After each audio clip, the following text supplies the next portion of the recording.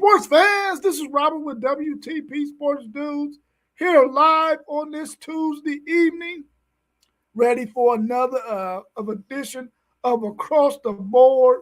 We're talking Jayson Tatum, Peterson of Kansas, and more. Welcome to the show. I got my man Post Game of the Post Game 86 podcast here with me this evening. How you feeling, Post Game? I feel good, Rob. How you feeling? Well, first, let me say, I feel happy good, bro. I feel good. My man. Let me. I gotta give a shout out to the greatest basketball player to ever touch a basketball. Happy birthday to the great Michael Jeffrey Jordan. Happy birthday to Michael Jeffrey Jordan, and also rest in peace to Reverend Jesse Jackson, who passed away. Peace to his family, condolences, the whole 9 yards. Great man, great human being, grateful for what he's done through his lifetime. And I hope that his family and all of his friends really have some fond memories of him and have a lot to share with the public about the life that he lived and the things that they encountered together so that they can share with the world how great this man was. Rest in peace, Reverend Jesse Jackson. We also going to welcome our man, One Take. Zaya in the building with us. How you feeling, One Take? Man, I'm good. What's up with y'all? How y'all doing? Oh, we're good. Ready to cook tonight. We're going to be talking Jayson Tatum, like I said earlier, Peterson of Kansas, and more. Let's get right on into it. What's your thoughts on Jayson Tatum possibly returning to play ahead of time? Yeah, I mean, absolutely incredible. Uh, these injuries back in the day would have been devastating injuries, and guys are getting right back to it. Uh, but I did hear today that Jayson Tatum has decided that or not decided, but Jayson Tatum said, I believe on X, that he isn't sure that he's going to return this season. Uh, Whether he returns or not, the fact that he's practicing with their G League team is absolutely incredible. And if he does return, well, we'll get there. You got another question, but absolutely incredible if Jayson Tatum is able to return this season. And it just speaks to, the medicine, the upgrades in technology and whatnot for a guy to return. Because again, this used to be a devastating career in an injury. So kudos to him and the hard work he's put in. Yeah, he put a lot of work in, man, to be this far ahead of schedule. That's the first thing that come to mind, man, because you know the medicine has progressed real well, but you still got to put the work in, the therapy in, and that man, listen, that's just different. I don't know. I hope he returned because, quite frankly, if he ball, I don't want him to get hurt again. But if he ball out, this would probably be like one of the greatest returns we ever seen and witnessed with our own eyes. Especially if they could do something like in the finals or something, bro. It'll be an amazing story for real.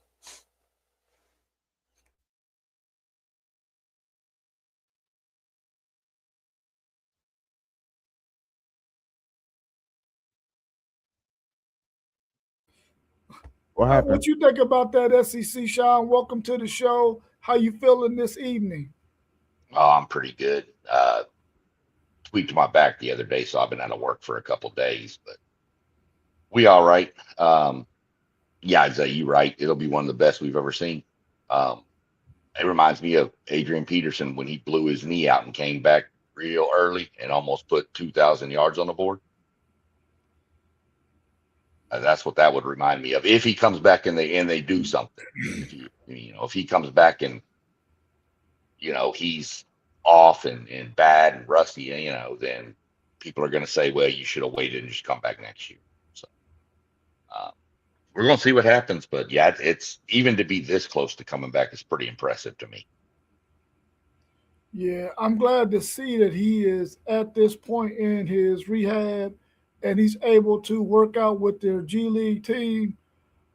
But I really do not want him to come back this season. I want him to take this time necessary to get.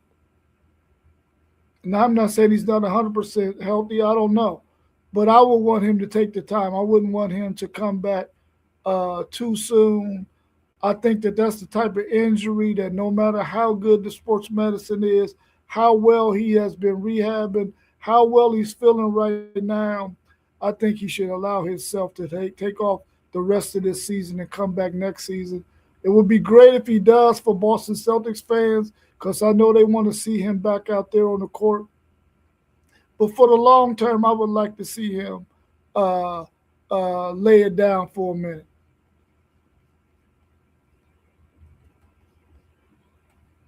Can Tatum's return hurt Boston's chemistry, and will he be? Will he come in starting for the team when he comes back? If he comes back this year, I don't I don't think he'll start. I mean, you're going to be on severe load management if he come back, in my opinion. Um,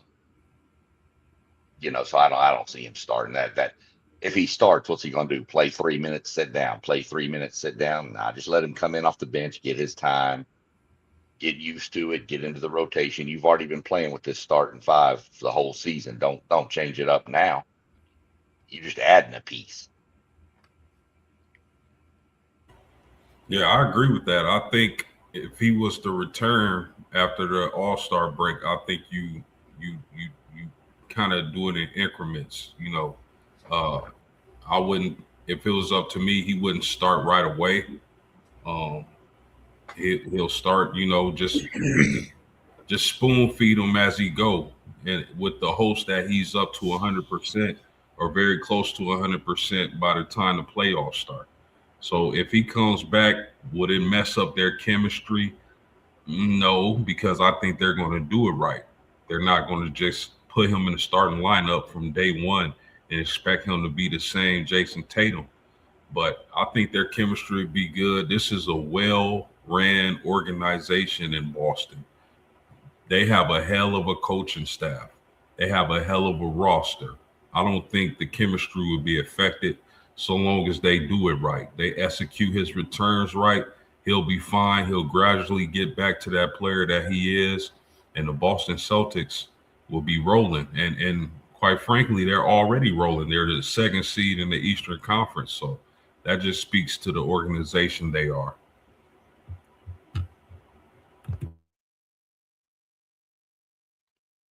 Yeah, I don't think it'll hurt their chemistry. Because if he do come back, I don't think they'd put him in the starting lineup unless they felt like he was 90% or above. Now, that would be a great option to have off your bench. You know, it depends when he would come back too. Because what is it, like 30 games left in the regular season or something, give or take. So I don't know. He definitely wouldn't play back to backs. It would be a fill out process for me though.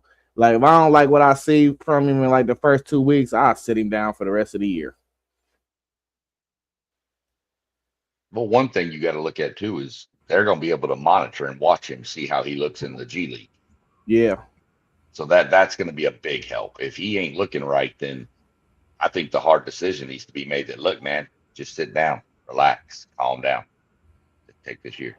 And one thing about that G League, his G League performance, and I kind of take it with a grain of salt because what else are they gonna say really? But they said he looked like himself.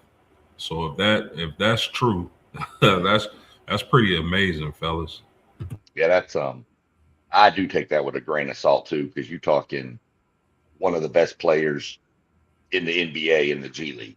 I mean, even 50%, he's probably going to dominate that league. That's like taking an Alex Rodriguez or an Aaron Judge off the Yankees and dropping them in single A baseball and letting them hit at 95 home runs in 2 weeks, you know? So yeah, don't. It, I'm not worried about his stats in the G League. I'm worried about what does he look like. Yeah, I think that Boston organization understands that when Jayson Tatum comes back, they can't put him in the starting lineup. They need to go ahead and slowly bring him along, giving him minutes here and there, so that the chemistry does not get messed up. Like post game said, they're the number 2 seed in the East. They don't. They definitely don't want to mess that up. So I think they will bring him along slowly. And I like the point you made. One take Zaya, he would be a heck of an addition coming off of the bench. Because that second unit that comes in there, you got to score like Jayson Tatum against other people's second team that comes in. Man, he would be balling out, and that will really let him get his legs up under him. That will allow him to find his shot and things like that, and not really mess up that chemistry. It'll be a bonus for them to be able to bring him in off the bench and not start him. Will Peterson be the first overall pick in the NBA draft, or will missed time keep him from being number one? He's missed a lot of time here this season. Do you think he's going to be the number one draft choice, or this time that he missed is going to hurt him? That's the question. That's. I mean, if there's no health concerns, if his medicals check out, Peterson will be the first overall player drafted. But I mean, a lot of people have concerns about his health, maybe even his character. People have issues. I believe one of the games they caught somebody texting and blasting him for sitting out for being sick. But I mean, in the load management era, I mean, as long as he doesn't have anything specific, anything crazy with his medicals, that kid can ball. And he's going to be an elite scorer in the NBA if he's healthy. So if I got the first overall pick and the medicals check out, I'm taking Mr. Peterson.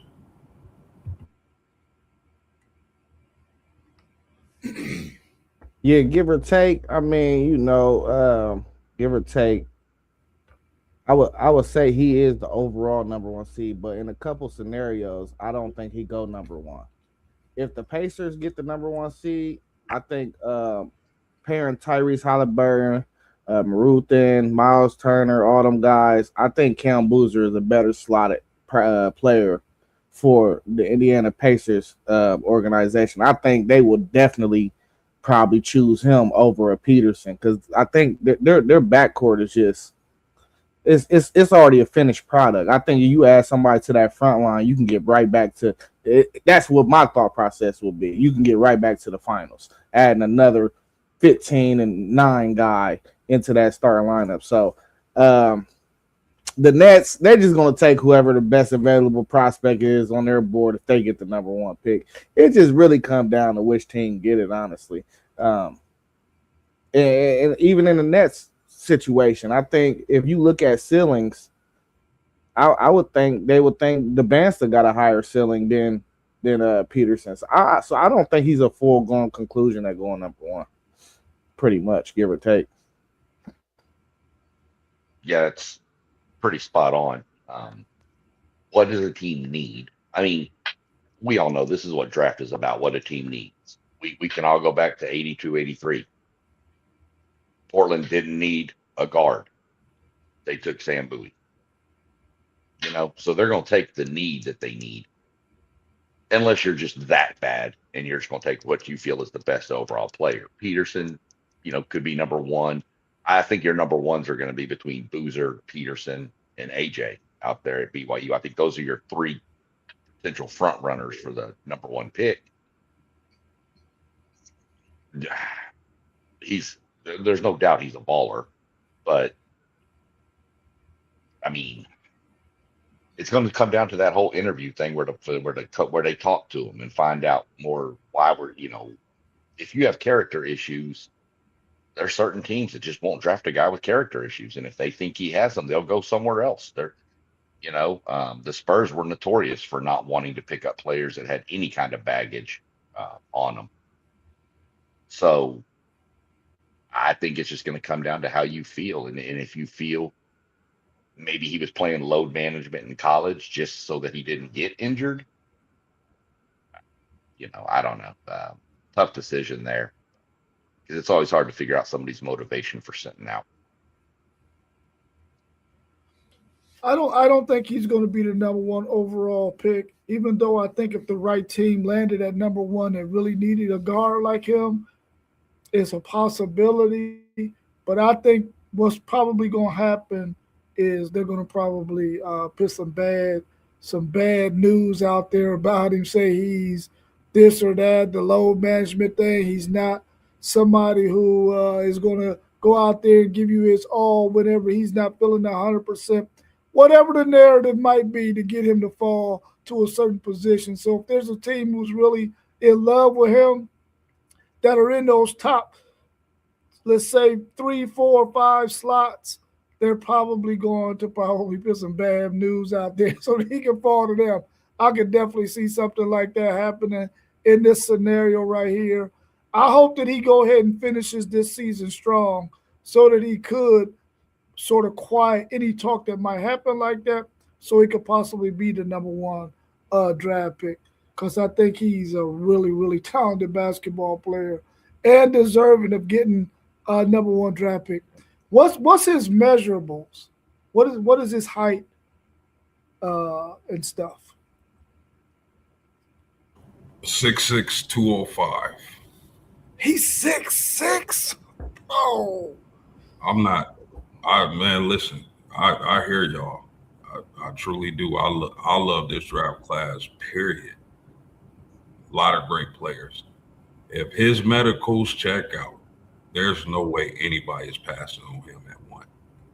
Anybody.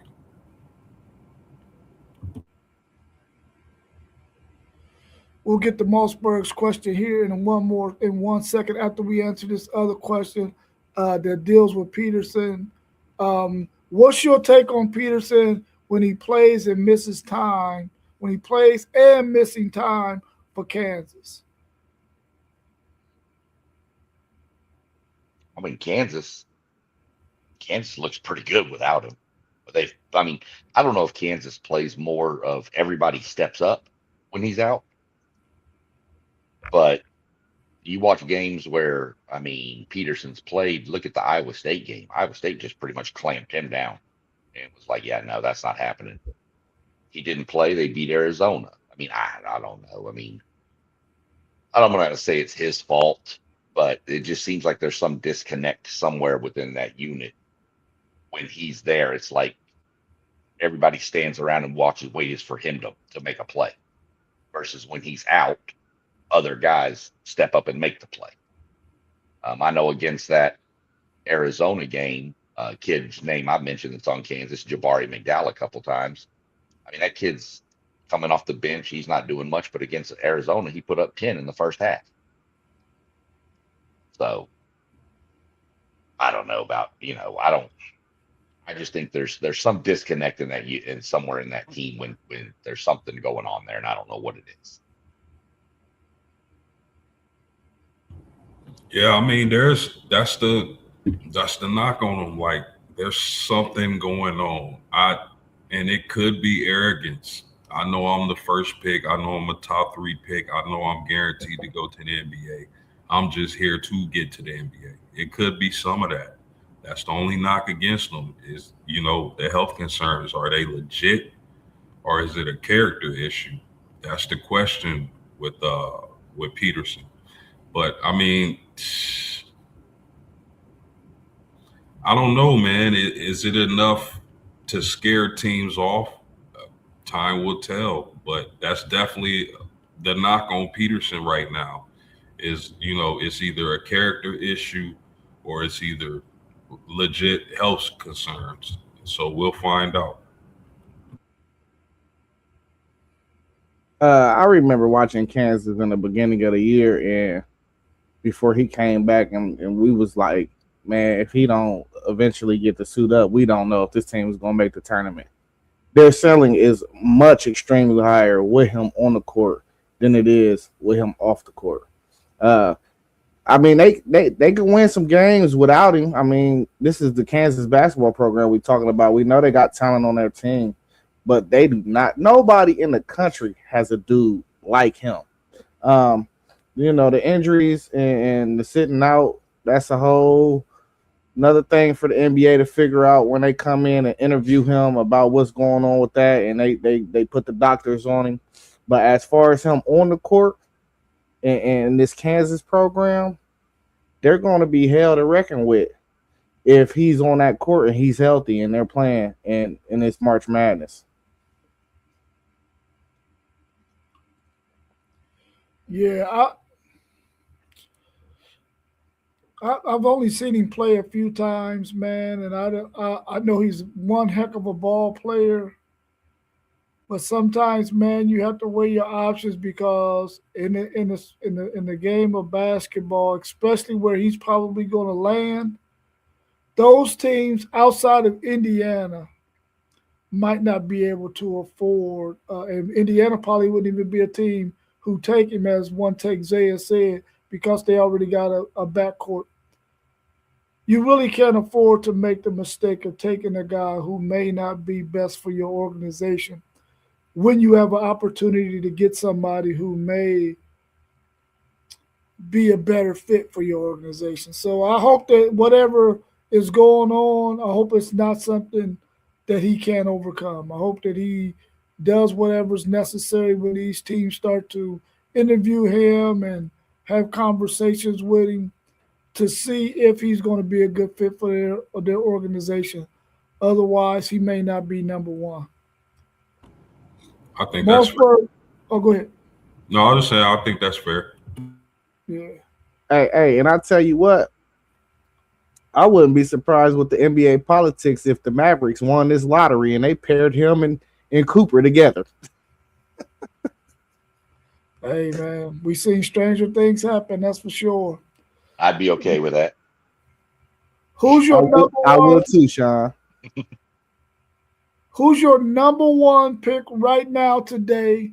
Mossberger said he's going with AJ based on everything he's seen so far.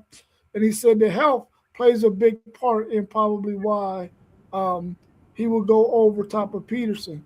What's your thoughts on that? Who will be your number one pick right now? I know it's probably based on what team picks first, but if the right team is there, who do you think is the right guy for any of those teams to pick at number one? I mean, I like the Benson too, man. I think his ceiling is actually higher on the defensive end. I mean, for me, I'm taking Peterson, but really, you really can't really mess it up if you got the first few picks, in my opinion. I think all these guys would be a great pick in the first, 3 or 4 or 5 picks in the NBA draft. There's a lot of good players, a lot of good freshmen coming in. So, I mean, I'm not mad at the AJ pick either.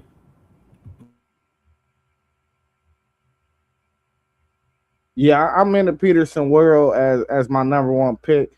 I think really the right question to ask. I like Moss's question, but the right question to ask is which one of these guys would we think is going to have the best NBA career, and that I say I'm going with Caleb Wilson out of all these dudes for real. I think he is the dude that's going to have the most accolades out of this whole draft coming up. Yeah, so you can go with him as far as that question. I mean, and I really like that point guard out of Arkansas, Acuff. I like that dude. Um, if you're saying who's the number one pick, yeah, like I mentioned, AJ Boozer, Peterson, probably the top three. But if you're starting an NBA franchise, who are you taking number one? And I'm going to say Peterson. I think he's more of, I see him as more of a generational talent than I do the other two. Not to say anything against those other two; they're phenomenal players. I just think Peterson, with the size and the ability, is a whole different animal to me. So I'd have to go Peterson number one. But again, that's up for debate on who's drafting. So yep, Yeah, Peterson. Either AJ or Peterson over Boozer. Even though I like Boozer's game, I think that Boozer might, of the three, he might have. Not that he doesn't have upside. I don't think he has the upside that the other two have, especially in the league that he's coming to in the NBA. I think those other two, their body types, their skill set is more uh, aligned with how the NBA game is right now. So I would go with either AJ or Peterson. But if I had to pick a number one, I'm gonna go with Peterson as well. I just think that at 6'6" in the backcourt, man, and we've seen what those 6'6" guys can do when you start thinking about Kobe Bryant and Michael Jordan, what those guys have been able to do at the two position, and sometimes whenever they had to step at and handle the ball, they've been phenomenal. And I think that he could be a really, really good player. Maybe not those two guys, but a really good dude to play at that two spot or that one spot when necessary. Anything else y'all want to talk about Peterson before we move on? Anything else y'all want to drop about him? All right, If well, let's he go to the real yeah. quick, Rob, if Peterson plays out the remainder of the schedule and the remainder of their season, however far they make it, without any injuries, any more hiccups, does that change his trajectory?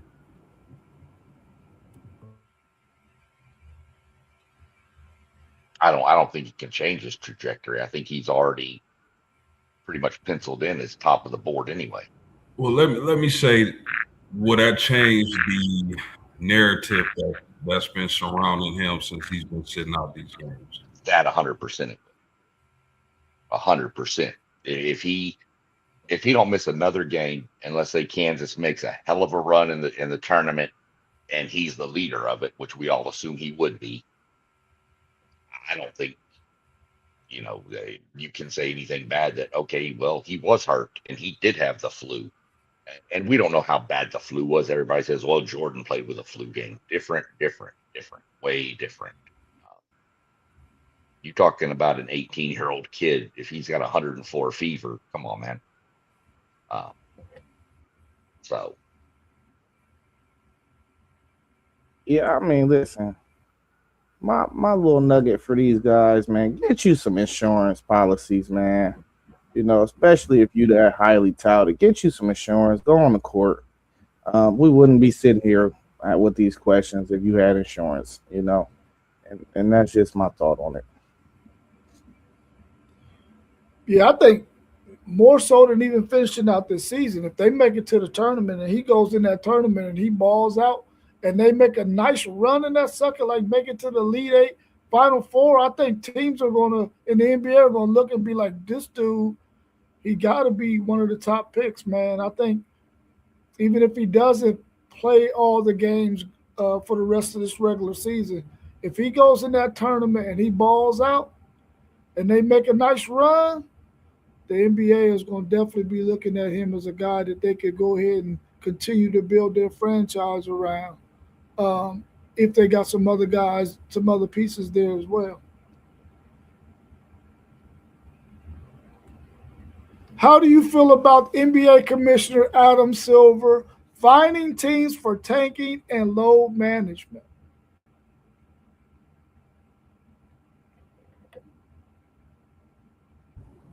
Why now? You know what I mean? This has been going on for some years. Load management, taking. Why now? Maybe because they feel like this draft class is generational. I don't know. But Me personally, fellas, I gotta keep it funky. I don't like Adam Silver as a commissioner. He's nothing like Stern. I'm sure in this great game of basketball, we could find a better commissioner. But I mean, if he does it, if he implements that and it changes how teams operate, which I doubt it will, then hey, I'm for it. Yeah, man. He is bogus. He finding these teams candy money, man. 500,000 ain't touching no billionaire pocket. What was that's candy money? Like you gotta up the ante, man. You gotta start taking draft picks or something. You can't. Well, 500,000, man. They probably got a car in their driveway that they don't even use for that amount of money. You know what I'm saying? So nah, that's candy money, man. They ain't nobody caring about that. They gonna tank to get somebody that's gonna bring money to their organization for 10 plus years. You talking about 500,000 to $1 million? That ain't. It ain't. He already said he can't find a solution. Start taking picks. Start that. Hey, if you got a top 5 pick, you should have to drop back 10 spots or something. Something like that. Get creative. I bet you people stop tanking then. Hey, now that this you draft mentioned class, that, they may not. Go ahead, post game. Go ahead. You good? no, I was just gonna say, now that Zay mentioned that, I did see somewhere where he talked about abolishing the NBA draft, period, and implementing those guys in the free agency out of college. That's why we need to get him out of there. Exactly what you said, post game. That is the worst idea I ever heard of. How is these small market how is these small market teams supposed to get these guys? That is horrible. You gonna have what's happening in baseball. Exactly. The Dodgers just pay everybody. Mm-hmm. I mean, the National League All-Star team next year is going to be the Dodgers because it's just insane. They're getting everybody they want, and you can't do that. 500,000, yeah, to these billionaires, dude, they'll find that in their couch cushions like we find quarters. So that ain't draft pick. You hit them right there. Draft picks, they take them. Oh, you was tanking? You ain't even in the lottery. You gonna pick last in the first round now. I'm not saying bump them down 5 spots. You drafted last in the first round. So, um, yeah, that's Adam Silver. I can't stand that guy. Anytime he comes on the TV, I got to change channel. I can't stand him. Plus, he looked like the little alien from uh, Space Jam, Sean Bradley. When Sean Bradley character was in Space Jam, that's all I think about. Don't we miss David Stern, man? Boy, Well, I mean, even though the penalty isn't that severe, I like the fact that at least it's being acknowledged that tanking and load management needs to be dealt with. Maybe this small consequence will eventually turn into something larger once if it continues, so that he can at least say, listen, I was trying to do something about it. I was charging y'all this. It didn't work. So now I got to up the ante. And he might have to keep on upping the ante until he get to a solution that we all believe will really hurt the owner's pockets and get it done that way. But at least I'm happy at the fact that they're at least recognizing that it's an issue and they're trying to address it. I just thought of something real clever in my mind. I don't know. Let me say it out loud and see if it still sounds clever. Hey, you start an investigation. When you get your findings and you have your facts proven to what the tanking was, every game salary of the player that was out for those games should be put into a pot, and that's what you should charge them. Because then the owner gonna have to make them dudes start playing. You feel me? Because after that, Paul George sat out. He got suspended for 25 games. I think they said he lost like $11 million. Now that ain't candy money. Now that's not candy money right there. Yeah, for sure.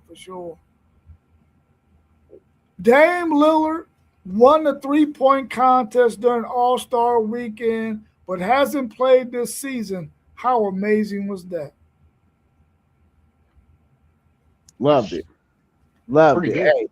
Hey, and you know, he kind of rounded the troops. He DM'd Steph Curry after that, said, I need to see you in the next year's 3-point contest.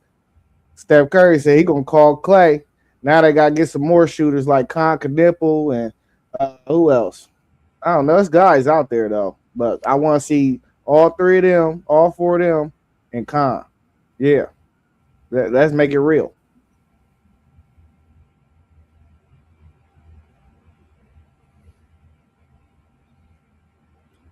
I liked it. What I mean, we've talked about the All-Star game and trying to do different things for it, right? Why not? I mean, he didn't play all year. He won the 3-point contest. Well, what's the problem with doing somebody that's out of the league that retired a couple years ago wants to come and try to just shoot threes? Bring them back in.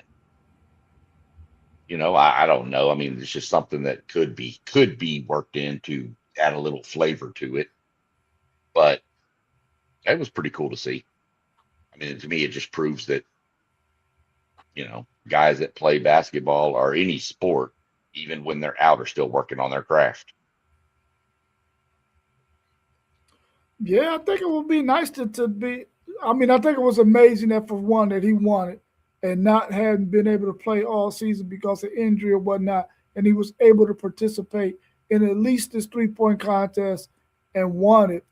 But I also do like that idea of having some of the older players. They don't necessarily got to be competing with the NBA players who are playing currently, but I would love to see a Ray Allen, Reggie Miller, and a couple of those other guys who were great 3-point shooters get in there and just have that as part of the All-Star weekend. I think that would be great for them to say or to see that, oh man, so and so can still shoot that rock. I think that would be an amazing idea too. Hopefully, post game will be able to jump back in. The Kings, Wizards, Pelicans, Pacers, and Nets have the worst records in the league. If they draft in that order, who are the top 5 picks? Oh, I must have missed this question.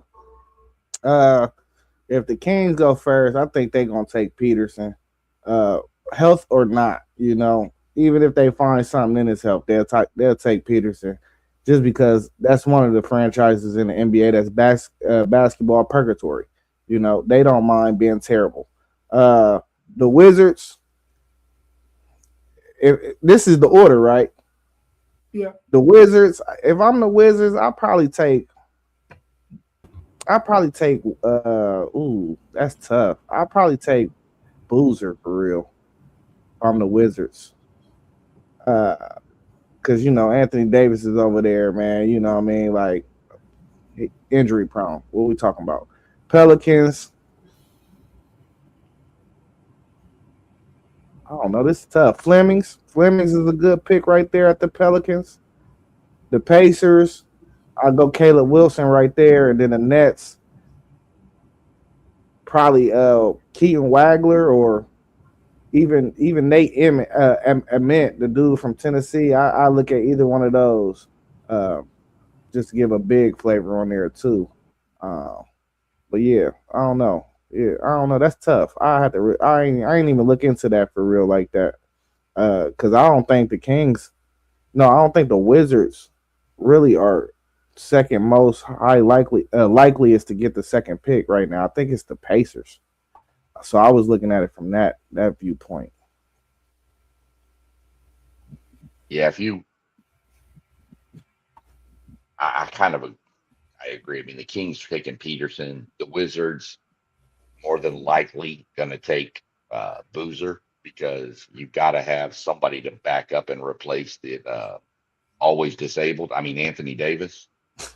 That's what I've called him since he came to Dallas.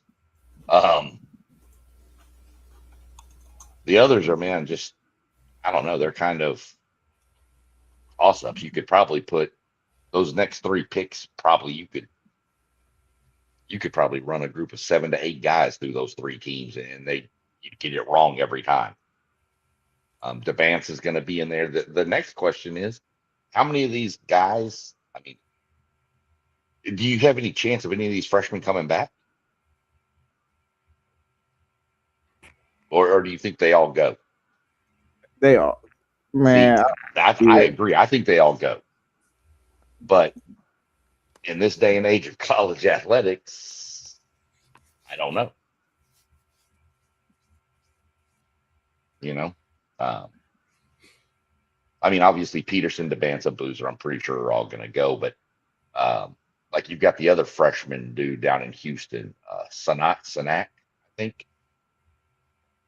The dude's got like a 7'5" wingspan.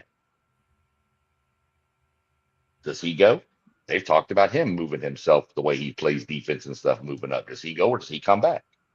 So it's going to be curious to see.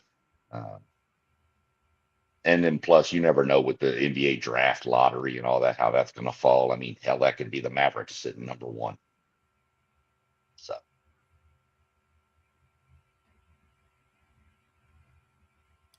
Yeah, what you think, Pulse? If these teams drafted in that order, who would they pick 1 through 5? Who would go where? I'm gonna stay true to my board, and of course, it's subject to change. You know, we still got a lot of basketball left in college. Still got the whole draft process, but as of right now, I'm taking Peterson to the Kings. I'm taking Debanza with the Wizards. The Pelicans, I'm actually going to say Wilson takes, or the Pelicans take Wilson. The reason why I take Wilson over Boozer, I think Wilson's athleticism is what's going to separate him once they do the combine and all that. That dude is like a freakish athlete. And I think Boozer, while a great prospect and a great player, I don't think he has the kind of athleticism that a Wilson has. So that will lead me to the Pacers taking Boozer. And the Nets, man, I can see anybody from Flemings to Acuff to what's the kid from Louisville? Like Kel Brown. Yeah, I can see any of those 3 guys rounding out the 5th pick for the Nets.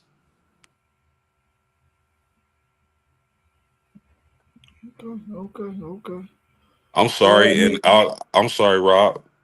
4 guys because I got to throw Wagler in there. So any of those 4 guys for me can be the 5th pick. Yeah. Man, I couldn't tell you because I don't watch it that closely. And if I couldn't tell you, all I know is AJ, Peterson, and Boozer are probably the top 4 guys out there. But y'all dropped some other names with Wilson and Fleming, Wagler from Illinois.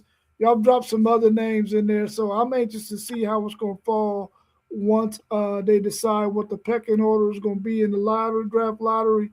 And then we'll see where these guys go. I think that's going to be a very intriguing draft, especially with so many talented young players coming out.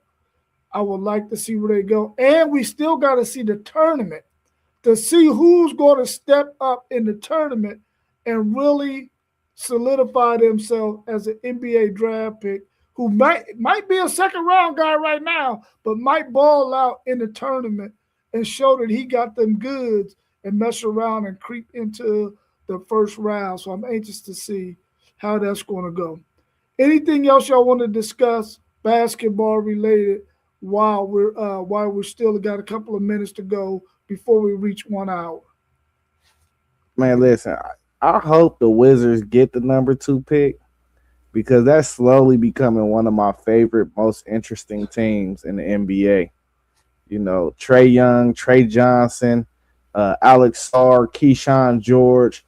They got some dudes over there. And if they could put like a Debanza or any of these top dudes, they add one more dude, they real interesting, bro. I'm telling you, they is a very interesting team.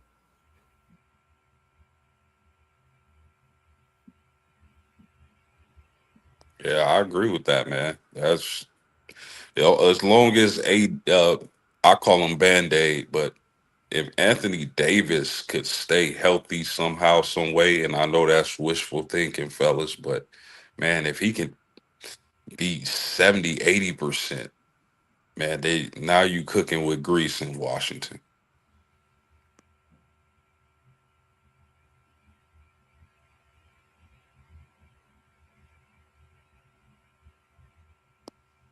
I see him talking about Greg Oden in the chat. Yeah, it's my boy. It's my Yep. boy. Yeah, that dude was ferocious. Yeah. Ferocious. Yep. Yeah, I we hated to see injuries cut his career down. Hated to see it. Hated it. What? I haven't followed it close enough. Somebody tell me whatever happened to Zion.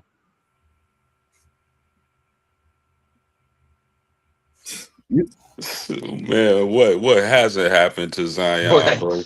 I mean, dude, he's gonna be the face of the NBA. No, no, he's gonna be the face of sitting on the sideline. I mean, oh, I don't know. I mean, where's he even at? nah, he been playing this year though. He been I, playing. I don't even know where he's at. Is he still in New Orleans? Yeah, Oh, he been playing. He been balling too though, for real. He been balling under the radar this year, for real. You I better, don't know. hey, they just in that market though. You know, you're not gonna hear nothing about New Orleans. They in that market and they not good, so you're not gonna really hear. But he been on the court balling this year, literally for real though. Like, hey, when they played San Antonio like 3-4 weeks ago, he dunked on Wemby like 3 times in that game. I love the kid. I loved his game. I mean, I watched him all through college, but I honestly, that was a legit question. I wasn't trying to make fun of the kid. I literally did not know. I didn't even know he was still in New Orleans. I think I he in a thought he might. contract year, bro. So Yeah. he out there. Yeah, in the contract year, you got to be out there. I mean, as far as I knew, he was playing for the Shanghai Golden Lions or something. I really did not know. So I appreciate that. Now I need to go look up what he's been doing because, dude, for the first few years, he was just nothing. He was in the Yeah, topics of the one of the biggest busts ever. yeah, because a lot of people question his heart and whether he really wanted to put the work in to become the type of player that he is capable of being. But yeah, I agree with Zay, man. I mean, I think he's having a quiet under the radar year. He's only played 24 games or excuse me, 40 games thus far. So it's a little bit better to where he's been the last few years. 30 games played last season. Season before that 70, 22, 23, 29. So hopefully he's able to stay consistent and stay on the basketball court because I'm like y'all, man, that dude has freakish athleticism, man, and I enjoy watching Zion play. I just hope he can stay out of trouble with the P stars and stay healthy. And Zion be fine. You say he played 40 games post? Yeah, he played 40 games up to this point. That ain't bad. He's still in the running for awards at the end of the year. Yep. Yeah, no, I mean, like I said, I wasn't trying to start nothing bad about the kid. I just, I know he had a bunch of injuries. He apparently liked driving through fast food restaurants for a year or so. Because I know he ballooned up well over like 300 pounds at one point. Um, but I'm hoping he got everything figured out and under control with everything, and you know, because I think the kid can, or I don't know, he's not really a kid anymore, I guess, but the guy can play, man. Man, I think we just need to sing somewhere where it's meaningful, like L.A. Hey, if he's somewhere where the lights shine bright, I don't think we had these problems with Zion, honestly. That's a good point. That could be. He may be somebody that needs that spotlight. He had it in college, and he was the face of college basketball. And then he went to New Orleans, where I guess, but you put him in one of the bigger markets, or even somebody that's got a on TV a lot, even Oklahoma City, something like a smaller market, but they're good and they're in the spotlight a lot. But I don't know. I hope it works out for him. So we'll see what happens. Who's your favorite to win the NCAA tournament as of today? Still Arizona. I'm still leaning Arizona. I'm not worried too much about back-to-back losses. Not against the competition they lost to. It'd be different if they lost to,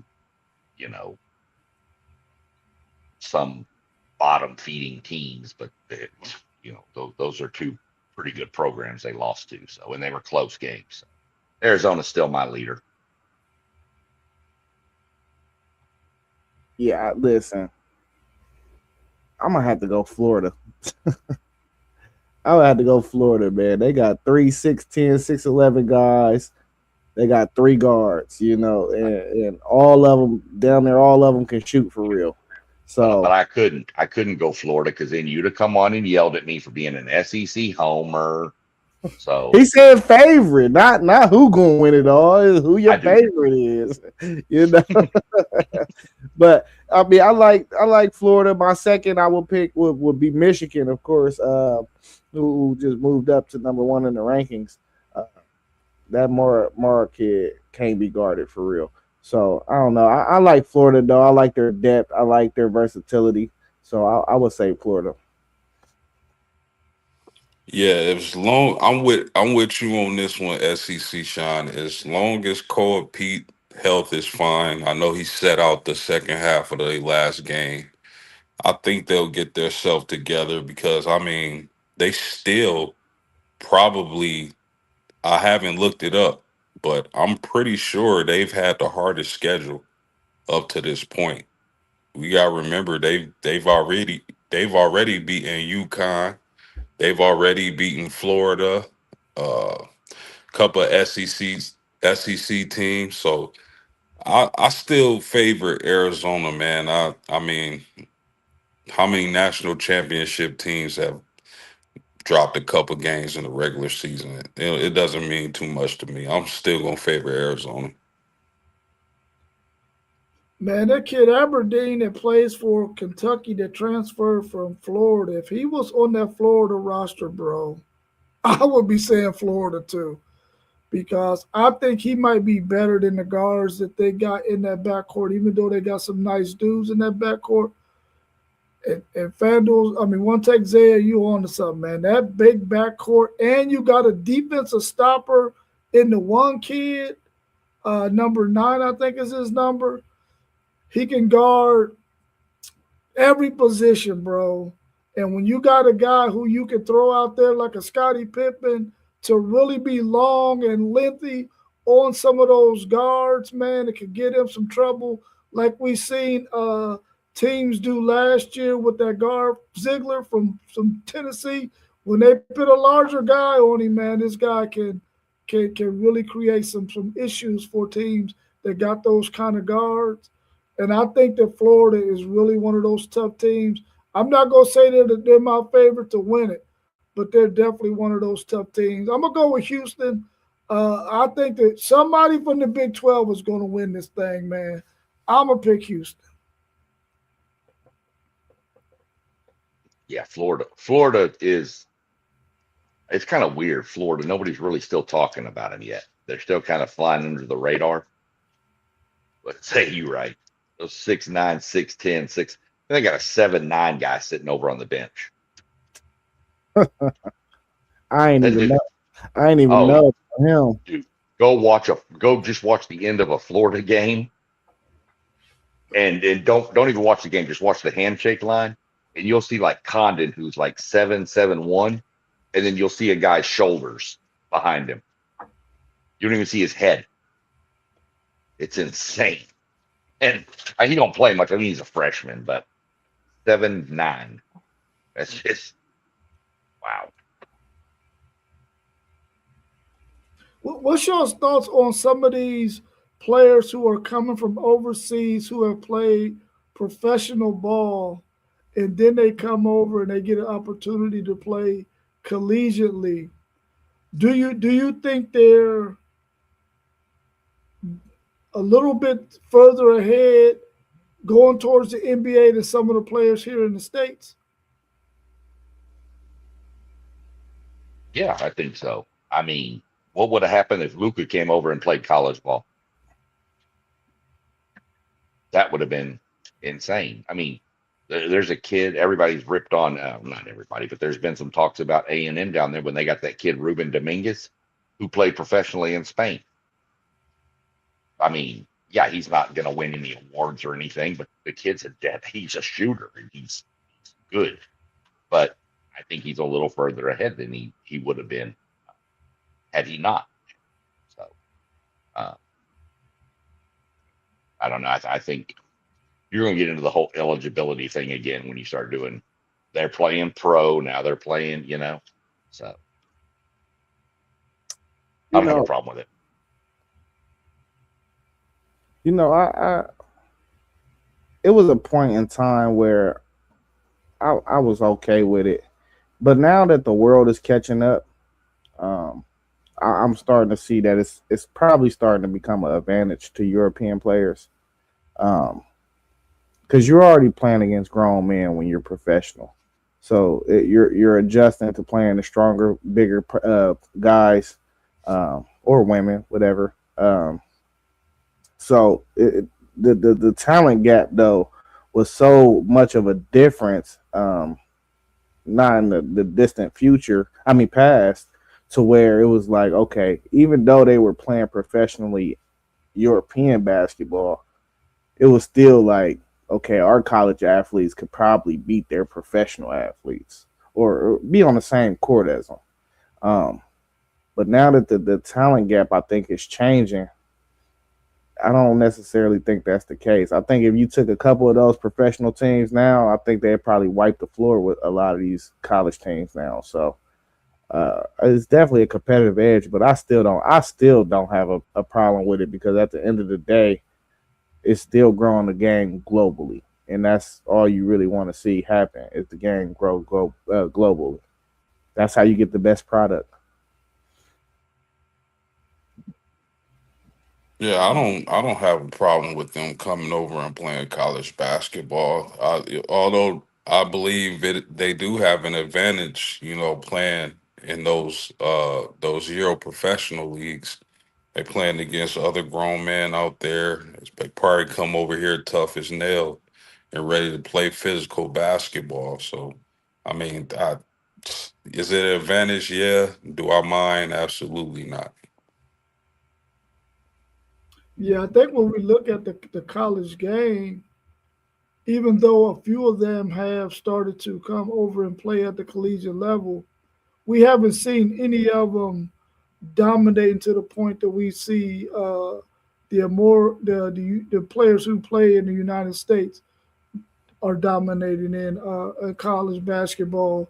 I mean, all the guys that we named so far, I don't think any of them came from overseas.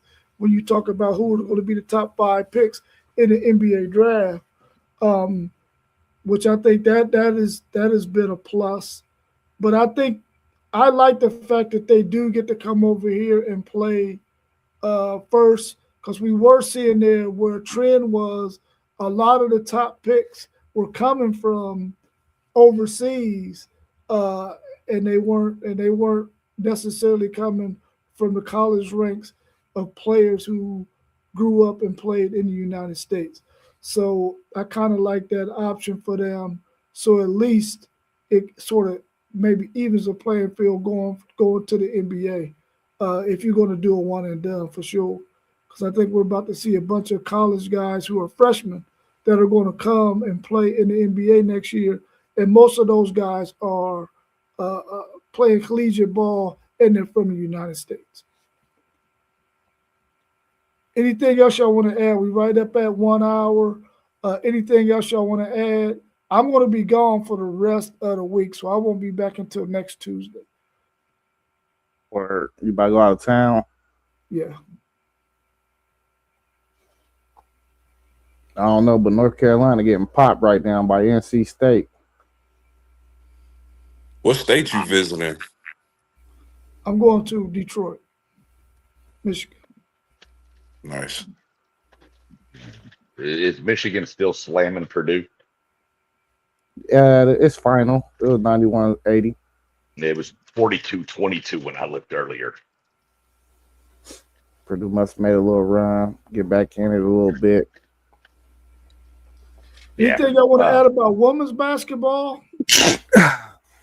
Bless you. Thank you.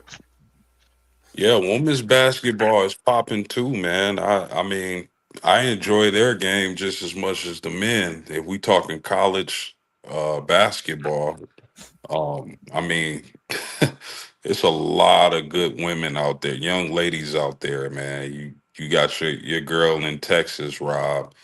If you like post play, you got Beers and Crooks, an old girl from UCLA, point guard play. You got Hidalgo, you got Miles, old girl from Ohio. It's a lot, man. It's the girls' game. They hooping too, bro. That's a fact. They hooping. And I've been impressed with the ladies just as much as I have been with the men. Yeah, hey, listen, I ain't gonna lie. I got a new favorite player in college basketball on the women's tip. I don't know if y'all familiar with Kiyomi McMiller from Penn State. She got all the juice. Hey, she got so much juice.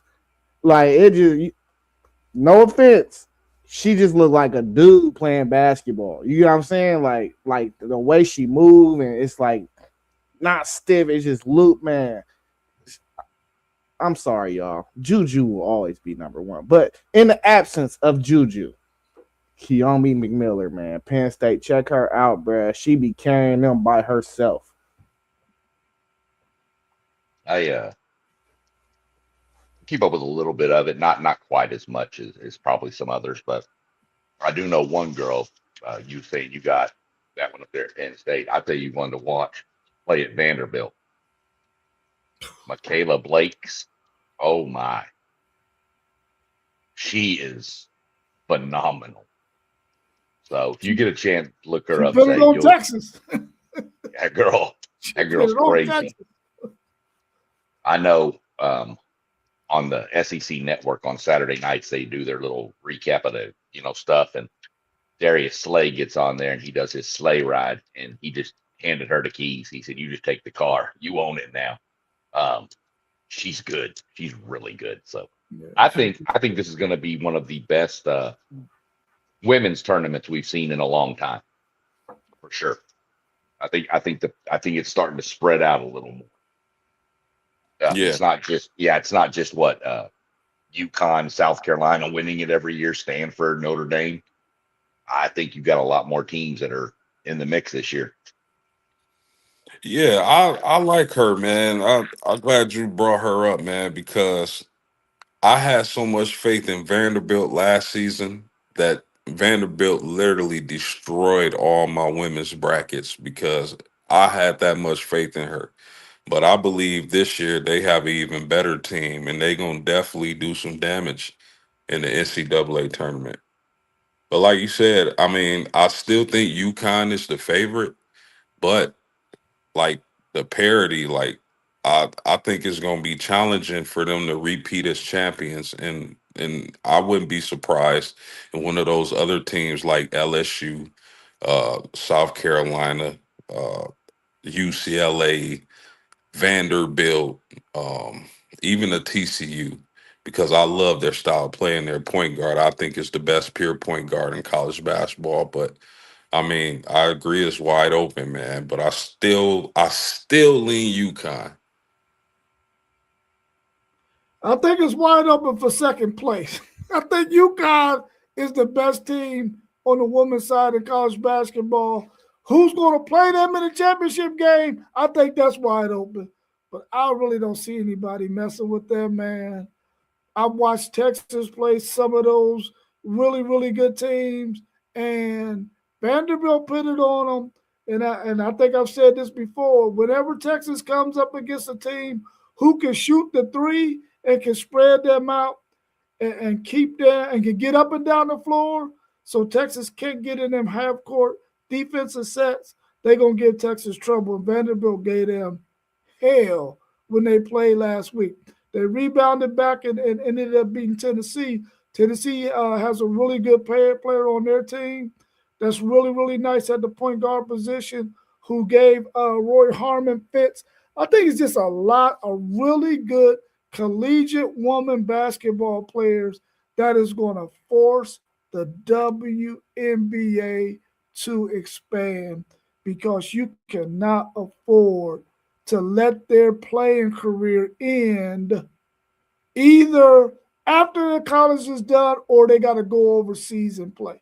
I think the WNBA is going to have to expand to keep some of them dynamic players that we're seeing playing in college ball right now, so that they can have a home to play here in the United States.